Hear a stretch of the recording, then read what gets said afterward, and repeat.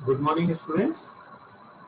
So, in this particular chapter of Introduction to Classical Mechanics, already we have discussed few topics like discrete and continuous systems, then rigid and elastic bodies, and constrained motion, as well as we have found how to calculate degree of freedoms for different systems.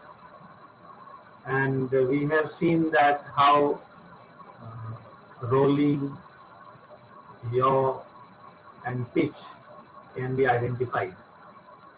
So I hope all of you have understood that concept. Now we are moving ahead and try to identify how many type of constraints are available, the restrictions on the motion are available in any system. So let me start my presentation for this media. I hope all of you are able to see it.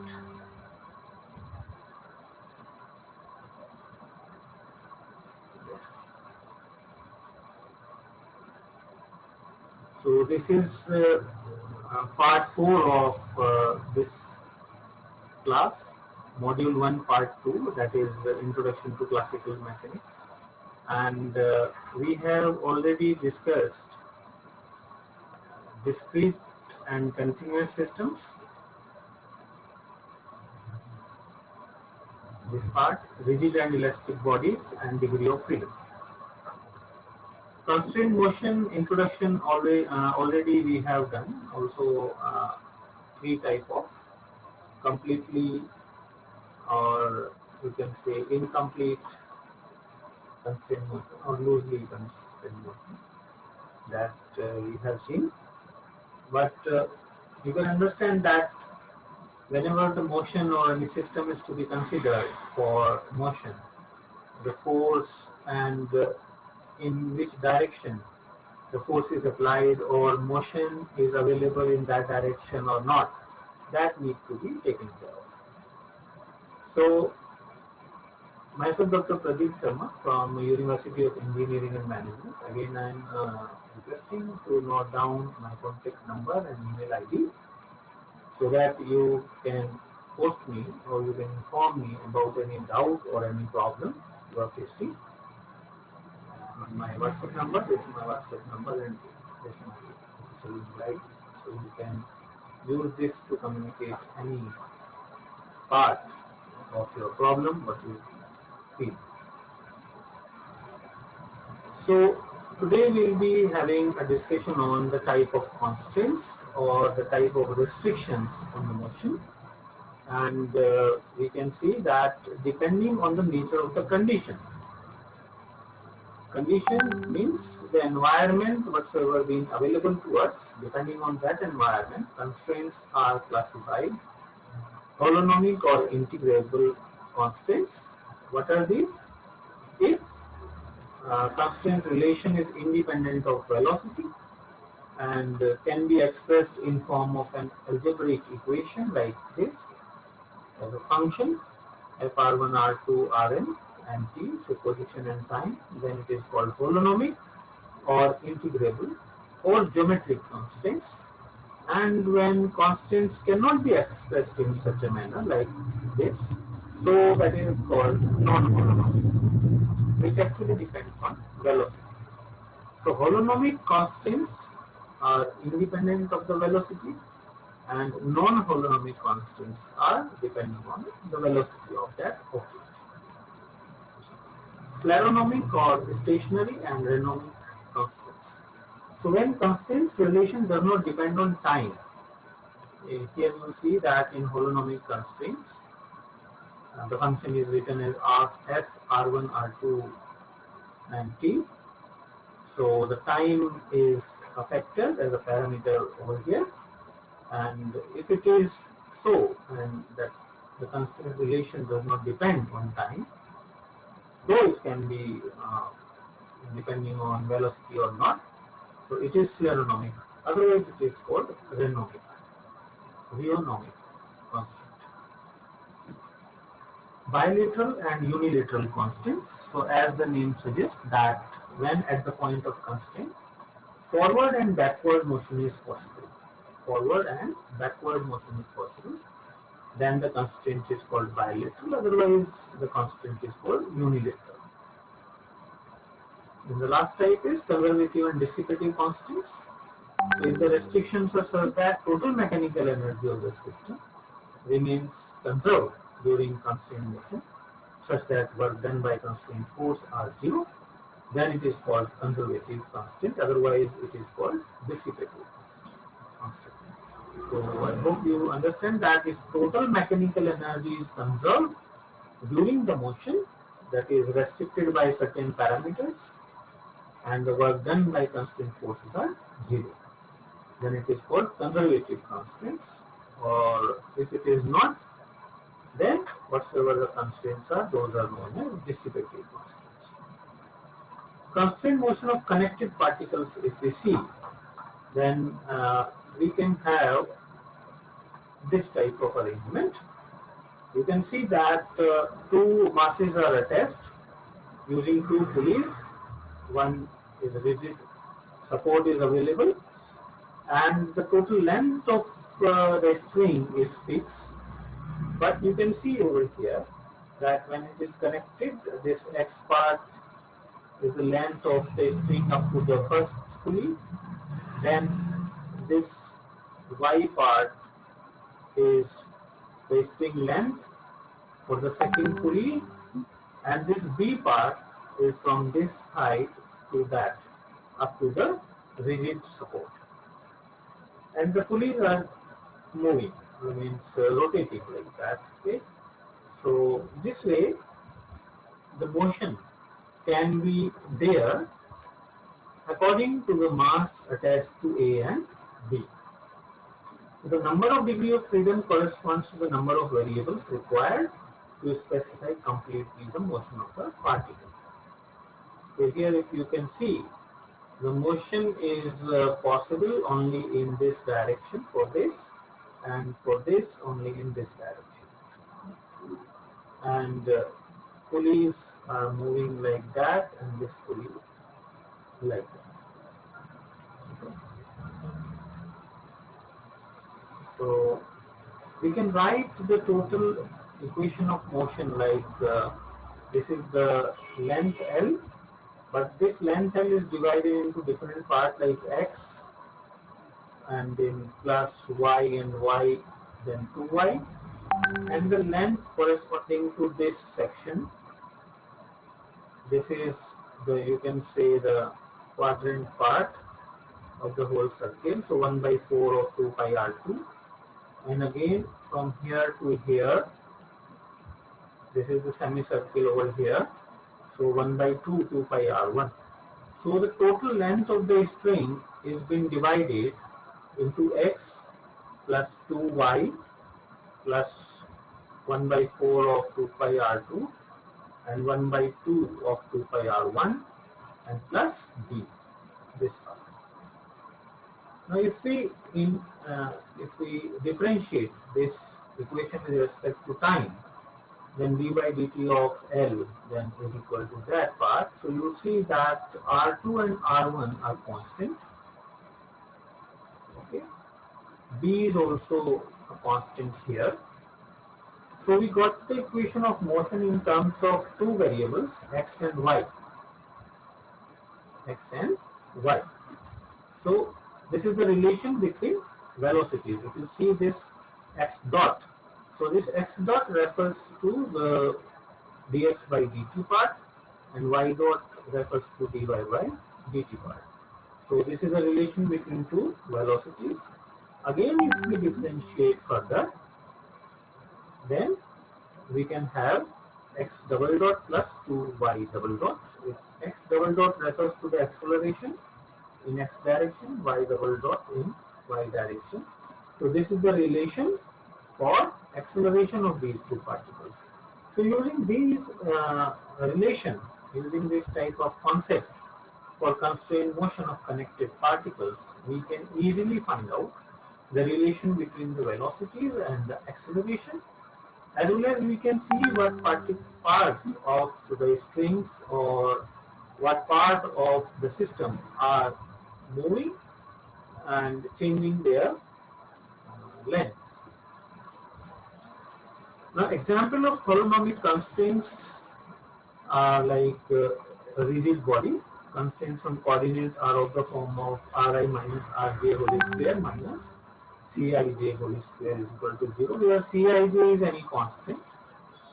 That constant can correspond to any parameter of the environment, and constraints not expressible as this FRT. It means not having the time in that and cannot be expressed in this manner. FRT is equal to 0. Those are known as non-holonomic constraints.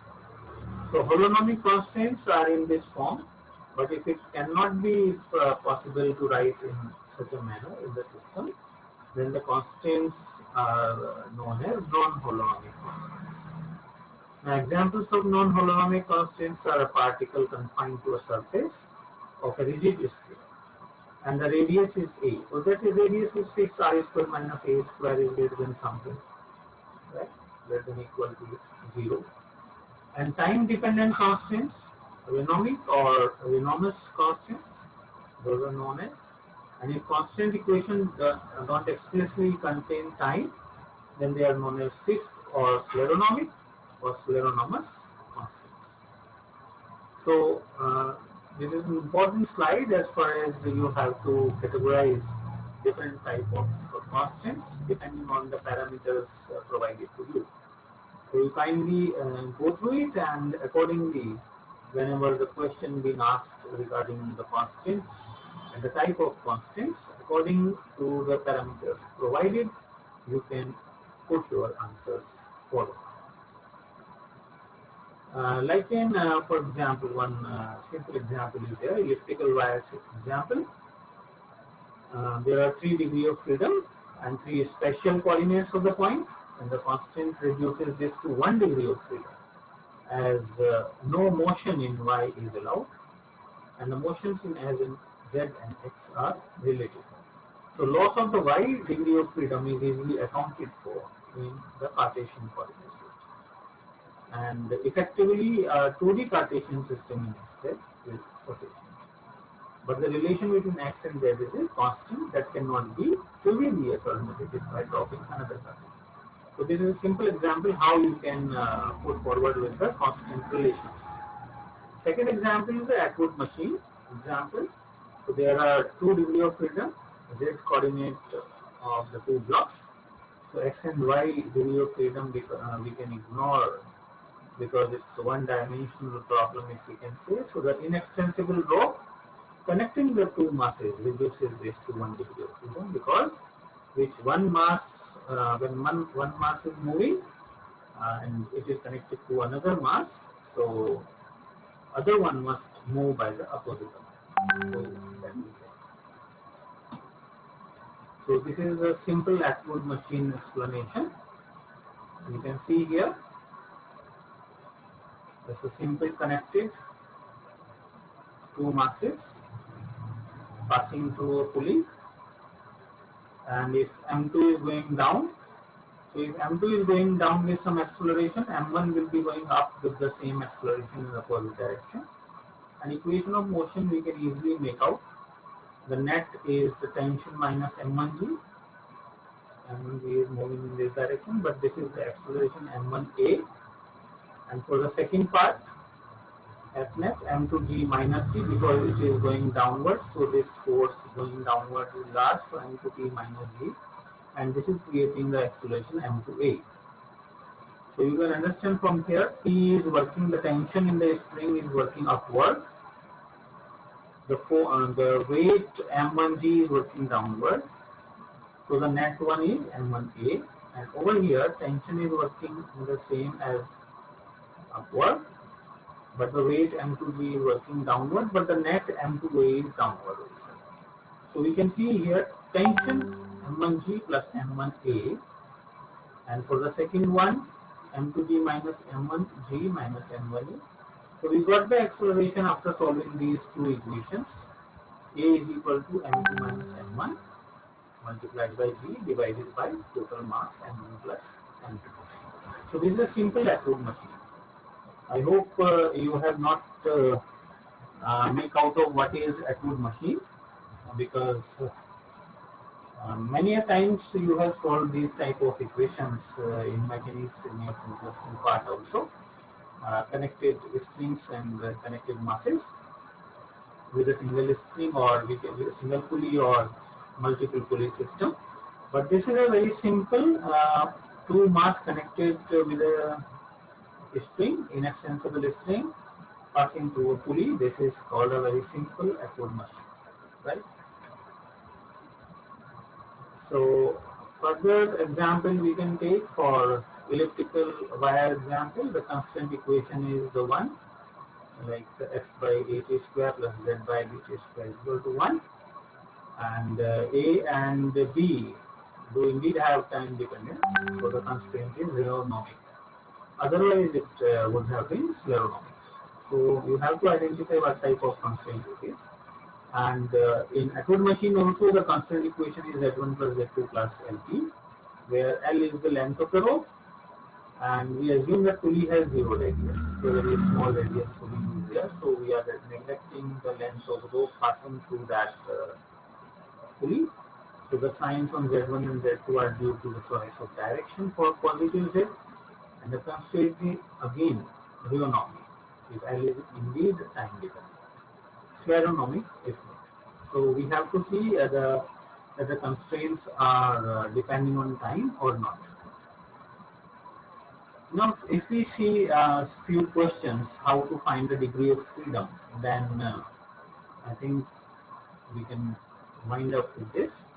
So first question we are taking, what are the degree of freedom? Four choices are given. Degree of freedom are total variable in the process, total species in the process, total reactions in the process, or none of them. So I think all of you can now answer this. What are actually the degree of freedom? Can you think of? I'm just giving you 5 seconds time. Have you made your mind? Kindly cross check with the answer.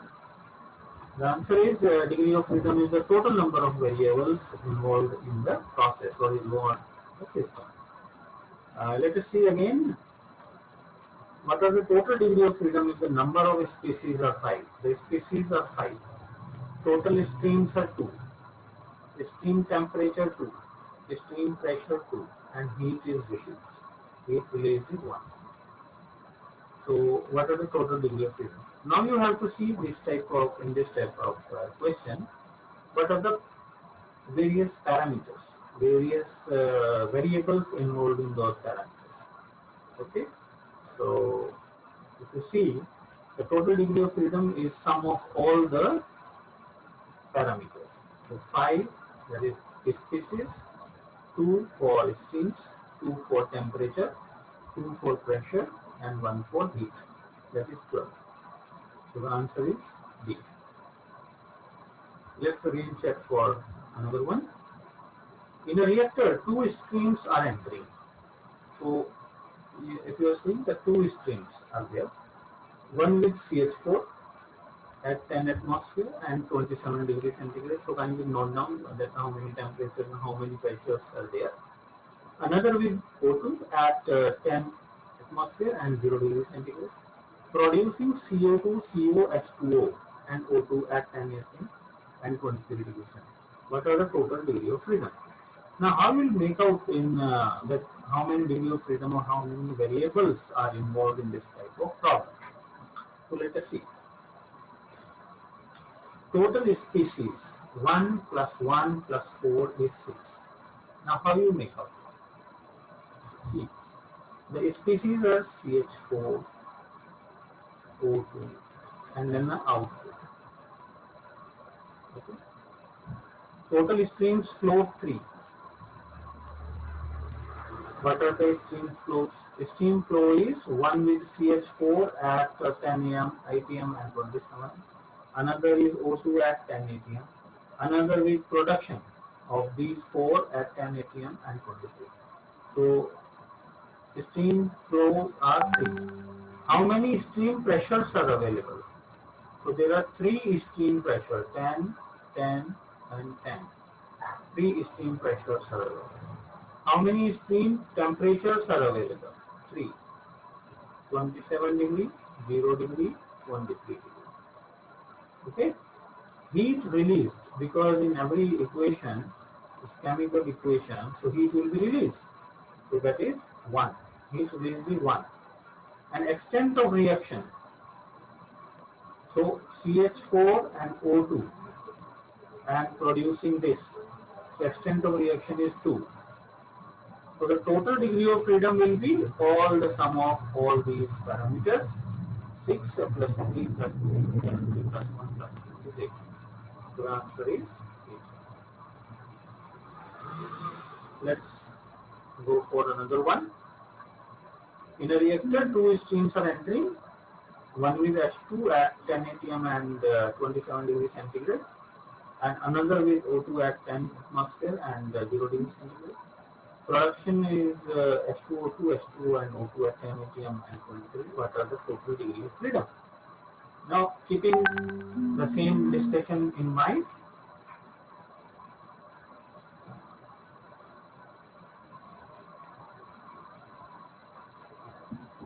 we can see that total species, how many total species are there? 1 plus 1 plus 3. So there are 5 species involved in the system. How many streams are there? So 2 are entering, 1 is output. So 3 streams. How many stream pressures? 1, 2 and 3. So 3 stream pressures. How many stream temperatures? 1, 2 and 3. 3 stream pressures, stream temperatures. Then it's chemical equations, chemical reaction. So heat will be released, that is 1. And extent of reaction will be 2. And total degree of freedom will be sum of all these parameters. So that is 7.